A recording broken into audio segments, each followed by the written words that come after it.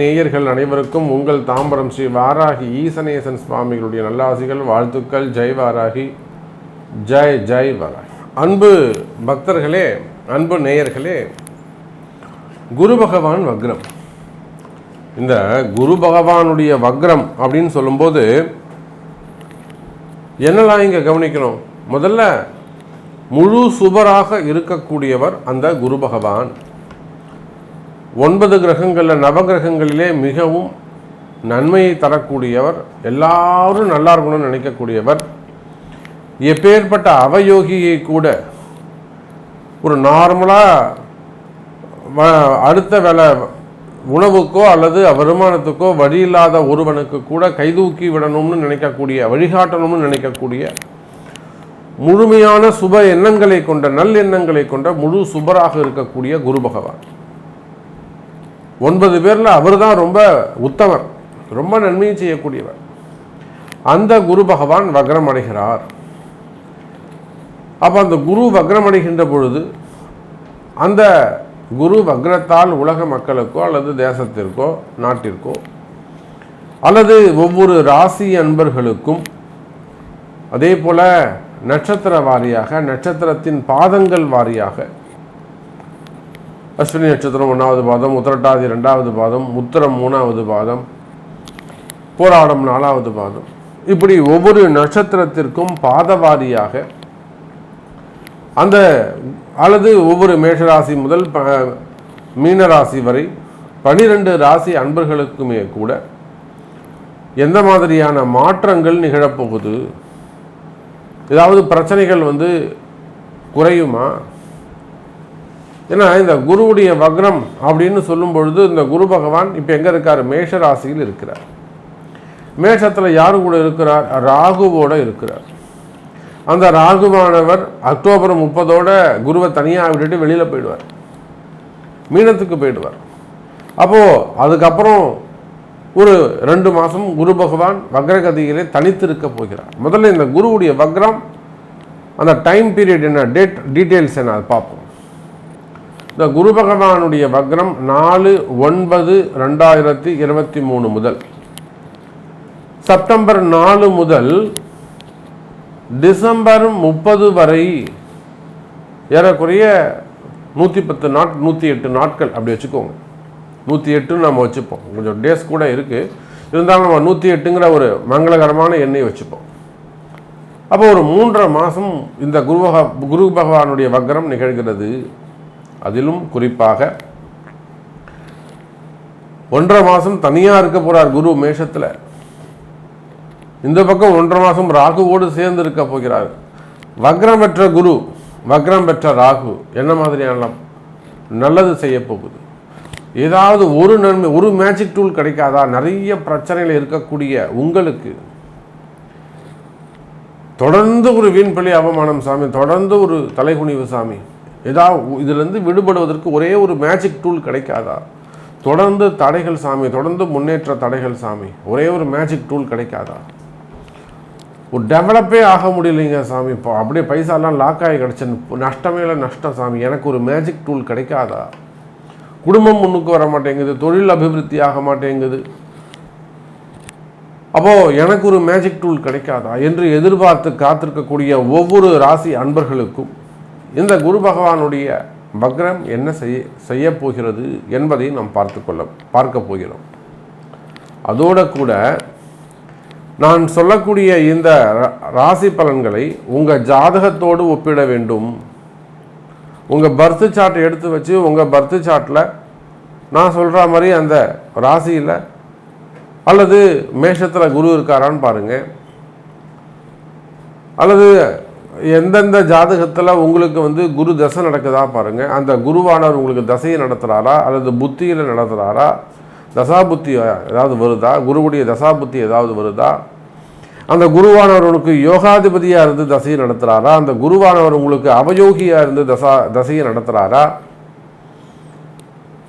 அல்லது அசுபராக இருந்த 3, 12, 6, 9 அதை போல் உங்களுக்கெல்லாம் 3, 6, போன்ற அசுபஸ்தானத்திலிருந்து குரு உங்களுக்கு தசையை நடத்துகிறாரா, இதெல்லாம் நீங்கள் உங்கள் பிறப்பு ஜாதகத்தையும் கொண்டு கொஞ்சம் மேட்ச் பண்ணி ரெண்டுத்தையும் நான் சொல்லக்கூடிய விஷயத்தையும் உங்களுக்கு தற்சமயம் நடக்கக்கூடிய தசாபுத்திகளையும் கொஞ்சம் மேட்ச் பண்ணி பாருங்கள். அப்போ இந்த குருவுடைய வக்ரம் இவர் எந்த காரணத்தை கொண்டும் மீன ராசிக்கு போக போகிறது இல்லை. ராகு மட்டும்தான் தனித்து போக போகிறார். வக்ரம் மேஷராசிக்குள்ளேயே நிகழ்கிறது, ராசியை விட்டு தாண்ட போகிறதில்ல. அப்போ செப்டம்பர் 4ஆம் தேதி முதல் டிசம்பர் 30ஆம் தேதி வரை நடக்க இருக்கின்ற இந்த குரு வக்ரம் உங்களுக்கு என்ன மாதிரியான பலனை தருது அப்படிங்கிறத பார்க்கலாம் வாங்க. அன்பார்ந்த சிம்ம ராசி அன்பர்களே, இந்த குரு பகவானுடைய வக்ரம் உங்களுக்கு ரொம்ப ரொம்ப முக்கியமானது. காரணம் என்னென்னா, சிம்ம ராசிக்கு 9வது வீட்டில் பாக்கியஸ்தானத்தில் இருக்கக்கூடிய அந்த குரு பகவான் ரொம்ப முக்கியமான ஒரு பலன்கள் யாருக்கு தேவை அப்படின்னு பார்த்தாக்கா இந்த சிம்ம ராசி அன்பர்களை தான் ரொம்ப ரொம்ப ரொம்ப கவனம் தேவை. காரணம், திரிகோணத்தில் இருக்கக்கூடிய ராகு, அந்த ராகுவை செயல்பட விடாமல், கெட்டது செய்ய விடாமல், அவன் சிம்ம ராசிடா, நான் இருக்கிற வீடு அது, நீ எதுவும் அவனுக்கு இம்சை பண்ணிடாத, விஷத்தை அவன் மேலே கக்கிடாத, அவனை கடிச்சு வச்சிடாத, ஜாக்கிரதை, குருன்னு ஒருத்தவன் பக்கத்தில் இருக்கிறேன் அப்படின்னு சிம்ம ராசியை முடிஞ்ச அளவுக்கு ராகுவுடைய பிடியிலிருந்து, ராகுவால் ஏற்படக்கூடிய துன்பங்களிலிருந்து, ராகுவால் ஏற்படக்கூடிய பிரச்சனைகளிலிருந்து உங்களை விலக்கி கட்டி காப்பாற்றி கொண்டு போகக்கூடியவர் இந்த குரு.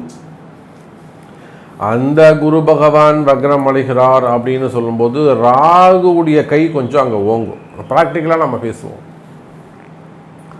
அப்போ ராகுவுடைய கை அங்கே ஓங்கும், ராகுவுடைய எண்ணங்கள் அங்கே ஜெயிக்கும், அவர் எடுக்கக்கூடிய முயற்சிகள் அங்கு வெற்றி பெறும்.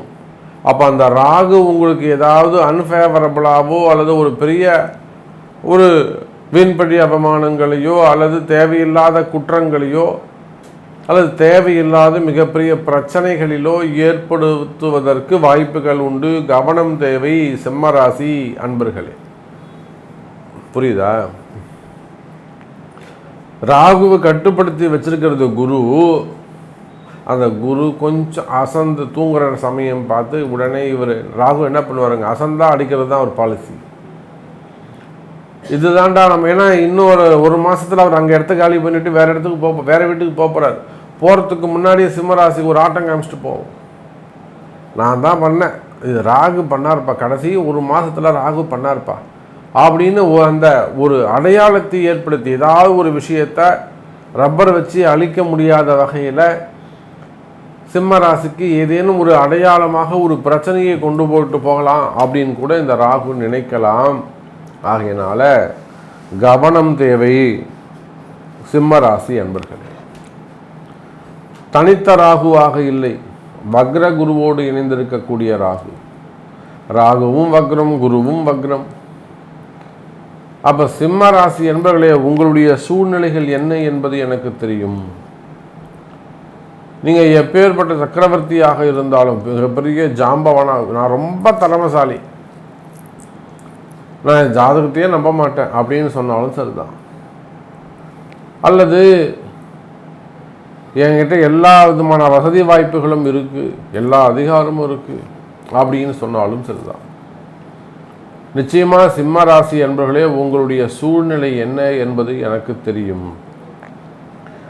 வெளியில் சொல்ல முடியாத ஒரு சில சிக்கலில் வெளியில் நம்ம நல்லா பேசுவீங்க, சந்தோஷமாக பேசுவீங்க, ஹாப்பியாக இருப்பீங்க, இருக்கிற மாதிரி காமிச்சிப்பீங்க.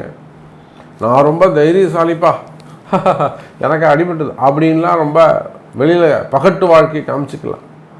ஆனால் உள்ளுக்குள்ளே என்ன மாதிரியான கவலைகள் இருக்கும், என்ன மாதிரியான மனக்குழப்பம் உங்களுக்கு இருக்குது, ஒரு டிப்ரெஷன்,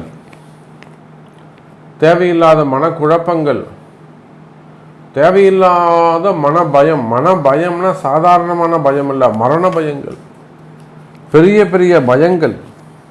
அது நடந்துருமோ, இது நடந்துருமோ, அரெஸ்ட் பண்ணிடுவாங்களோ, அவன் குறை சொல்லிடுவானோ, அவன் போய் கேஸ் போட்டுருவானோ, இவன் போலீஸ் ஸ்டேஷன் போயிடுவானோ, சொத்து பிரச்சனை வந்துடுவானோ, தேவையில்லாத பயங்கள்.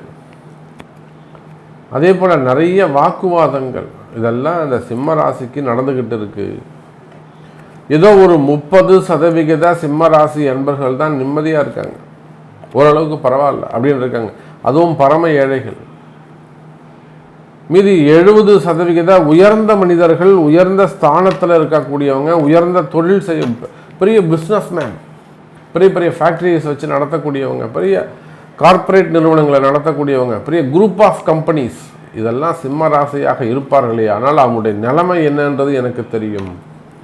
எத்தனை சொத்து பிரச்சனை இருக்குது, எத்தனை குடும்ப பிரச்சனைகள் இருக்குது, ஃபேமிலி ப்ராப்ளம் எவ்வளோ இருக்குது. ஒரு சில சிம்மராசி அன்பர்கள்லாம் பிளாக் மேஜிக் சம்மந்தப்பட்ட ப்ராப்ளம், வசியம், செய்வினை கோளாறுகள், அந்த மாதிரி பிளாக் மேஜிக் சம்மந்தப்பட்ட பிரச்சனைகள். ஒரு சில சிம்மராசி அன்பர்கள்லாம் தேவையில்லாத வீண்பழி அவமானங்கள், சிறை தண்டனைகள், வாக்குவாதங்கள், பதவி போட்டிகள், பதவிகளாலே வந்த அந்த போஸ்டிங்கால் வந்த பிரச்சனைகள். அதே போல் இன்னும் சொல்ல வேண்டும் என்று சொன்னால் சிம்ம ராசி அன்பர்களுக்கு சொத்து பிரச்சனைகள், குடும்ப பிரச்சனைகள், கணவன் மனைவி பிரச்சனை,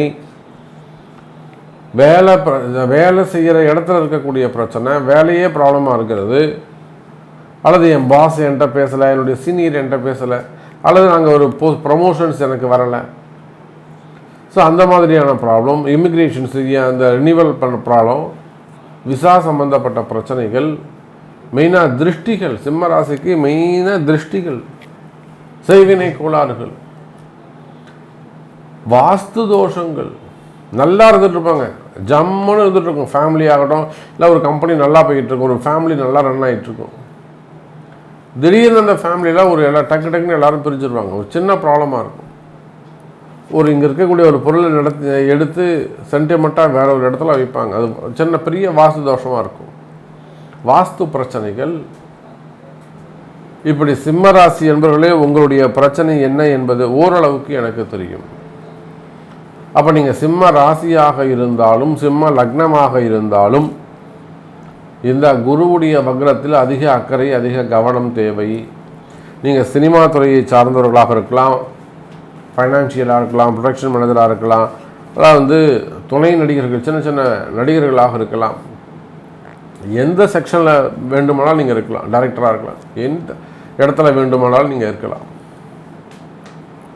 அப்போது சிம்ம ராசி என்பர்களே, சினிமா துறை ஆனாலும் சரிதான், மீடியா ஆனாலும், அதே போல் மடாதிபதிகள், ஆன்மீக பெரியோர்கள், ஆன்மீகத்தில் ஈடுபட்டிருக்கக்கூடியவங்க, ஆலய திருப்பணிகள் செய்யக்கூடியவங்க, மடாதிபதிகள், இவங்களும் கவனமாக எதிரிகள் சம்பந்தப்பட்ட பிரச்சனைகள் கவனமாக எச்சரிக்கையாக நடந்து கொள்ள வேண்டும்.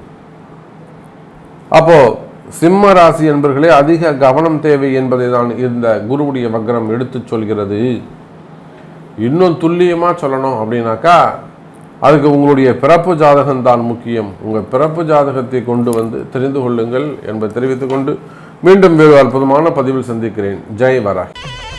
ஸ்ரீ குபேரன் டிவியை பார்த்தமைக்கு நன்றிகள். மேலும் இது போன்ற தகவல்களை தெரிந்து கொள்ள ஸ்ரீ குபேரன் டிவியை சப்ஸ்கிரைப் செய்யுங்கள். மறக்காமல் பெல் ஐக்கானை கிளிக் செய்யுங்கள்.